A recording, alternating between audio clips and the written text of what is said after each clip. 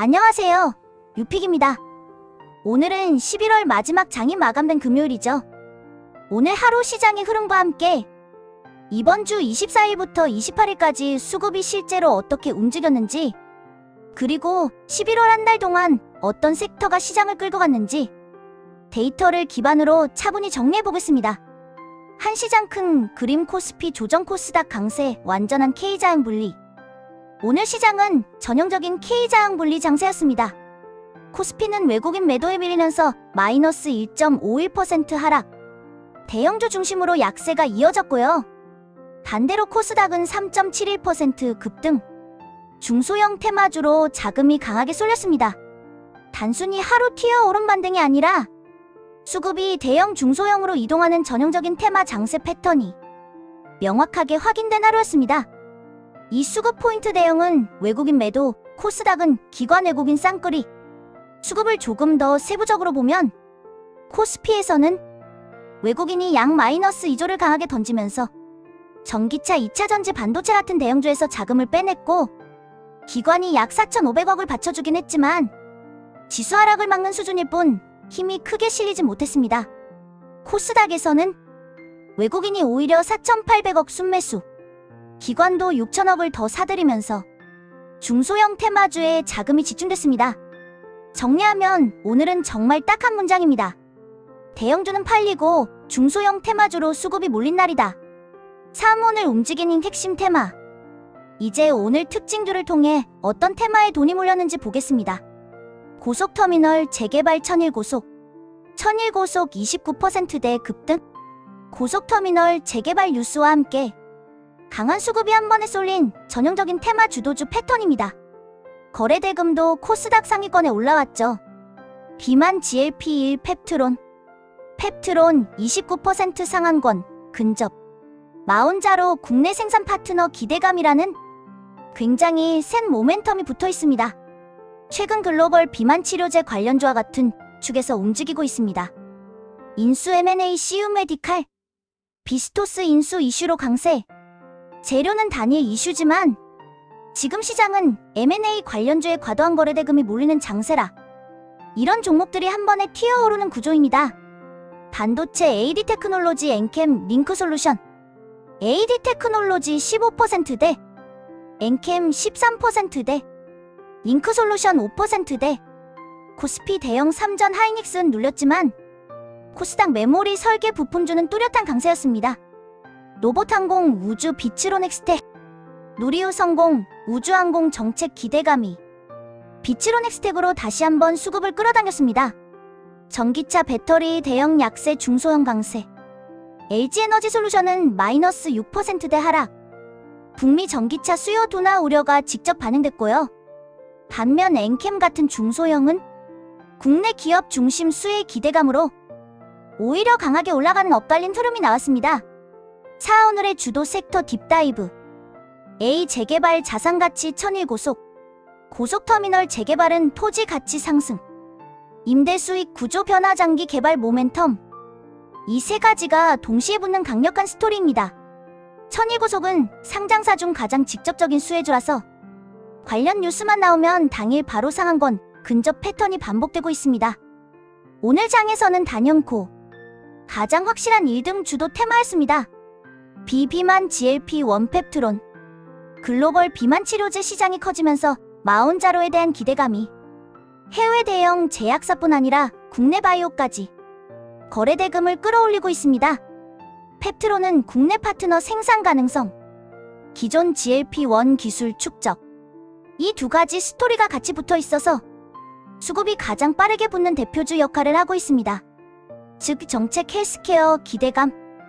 이 세 가지가 합쳐진 전형적인 모멘텀주입니다. C반도체 팹미스 설계 부품, AD테크 엔캠 링크솔루션. 반도체는 오늘도 뚜렷하게 갈렸습니다. 삼성전자 하이닉스 같은 대형은 눌리고 AD 테크놀로지, 엔캠, 링크솔루션 같은 중소형 팹미스 부품주는 강세였죠. 각각의 스토리를 보면 AD테크 미국 AI 수요 실적 전망, 엔캠 대규모 계약 기대감, 링크솔루션 증권사 실적 상향. 결국 오늘 반도체는 대형 눌림 중소형의 수급 집중이라는 요즘 시장의 전형적인 패턴을 그대로 보여줬습니다. 글로벌 것이 체크 변동성 구간 속 국내 수급 재배치. 글로벌 쪽을 간단히만 정리하면 미국은 PC 발표를 앞둔 변동성 확대 구간이고 한국은 외국인 수급이 단기적으로 코스피에서 빠져나가는 구조. 그 대신 코스닥에서 기관 외국인 양매수가 들어오면서 단기 순환 테마 강세장이 만들어지고 있습니다. 이런 패턴은 보통 한번 시작되면 3일에서 5일 정도는 이어지는 경우가 많습니다. 61월 섹터별 핵심 흐름 한 달을 관통한 5가지 축. 이제 오늘 하루를 넘어 11월 한 달 전체 흐름을 섹터별로 정리해 보겠습니다. 첫 번째, 반도체 중소형 팹리스의 압도적 존재감. 삼성전자, 하이닉스 같은 대형주는 조정과 반등을 반복하는 정도였지만 AD 테크놀로지, 링크솔루션, 기타 팹리스 부품주, 이 코스닥 군단이 한 달 내내 시장을 이끌었다고 해도 과언이 아닙니다. 11월 수급의 중심에 계속 서 있던 섹터입니다.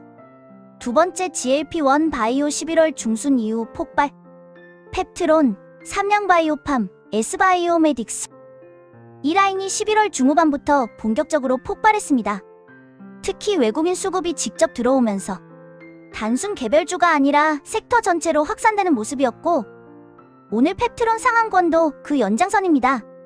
세 번째, 전기차 2차전지 대형 약세와 중소형 개별 강세. LG엔솔, 삼성 SDI 같은 대형주는 북미 전기차 수요 둔화 우려로 11월 전반적으로 약세 흐름이었고 반대로 엔캠처럼 스토리가 붙는 중소형은 여러 차례 단기 폭발력을 보여줬습니다. 같은 섹터 안에서도 대형은 조정, 중소형은 선택적 강세라는 굉장히 극단적인 온도 차가 나타났던 달입니다.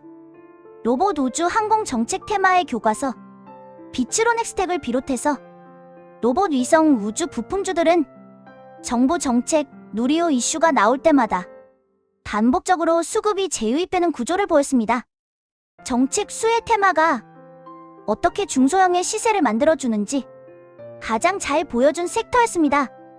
건설, 재개발 11월 말 폭발한 막판 주인공. 7월 말로 올수록 재개발 자산가치 관련주가 강하게 부각됐고 그 정점을 오늘 천일고속 29% 상한권이 찢어졌습니다. 자산가치, 재개발 기대감, 이 두 가지가 완전히 붙어버리면서 11월 마지막 장을 장식한 확실한 주도 섹터가 됐습니다. 71월 24, 28일 이번 주 수급이 남긴 진짜 흔적. 마지막으로 이번 주를 날짜별로 간단히 짚어보겠습니다. 11월 24일 중소형 중심 장세의 본격 출발. 외국인은 코스피 대형을 계속 팔고 기관 외국계는 코스닥 중소형에 집중 매수. 반도체, 팹리스, 바이오, 로봇, 화학 등이 강세를 보이며 이번 주 수급의 출발점이 된 날입니다. 11월 25일 반도체 바이오, 쌍두마차 강화. G2G 바이오, AB온이 강하게 치고 올라오고 반도체 부품 설계주로 거래 대금이 확대됐습니다. 로봇, 우주, 항공도 순환 강세.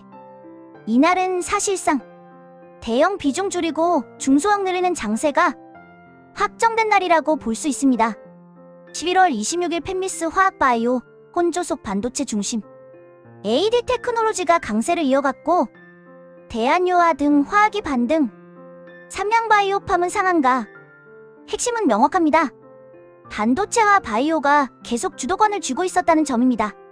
11월 27일 로봇, 자동차, 반도체 순환. 다수 로봇주가 10%대 급등했고 자동차 부품주가 반등. 반도체 중소형도 다시 강세. 이번 주 중에서 테마 순환 속도가 가장 빨랐던 하루였습니다. 11월 28일 11월 시장의 완성판. 오늘 하루에 이번 주 흐름이 거의 압축돼 있습니다. 천일고속 29% 재개발 1등, 펩트론 상한권, GLP-1 1등, AD테크, 엔캠, 링크솔루션 강세, 반도체, 비츠로넥스텍 강세, 우주항공. 수급은 코스피 외국인 마이너스 2조 매도, 코스닥 외국인 4,800억, 기관 6,000억 매수. 그래서 11월 시장은 한 문장으로 정리하면 이렇습니다. 11월은 중소형 테마주의 달이었고 이번 주는 그 흐름의 완성판이었다. 정리하면 11월 시장은 대형주보다 중소형주의 힘이 훨씬 강한 달이었습니다. 그리고 월말로 갈수록 어떤 섹터가 진짜 주도주였는지 더 명확해졌죠. 여러분이 보시기엔 11월의 진짜 주인공은 어떤 섹터였나요? 구독과 좋아요, 알림 설정하시면 다가오는 12월 첫 장이 열릴 때 가장 먼저 시장 흐름 전해드리겠습니다.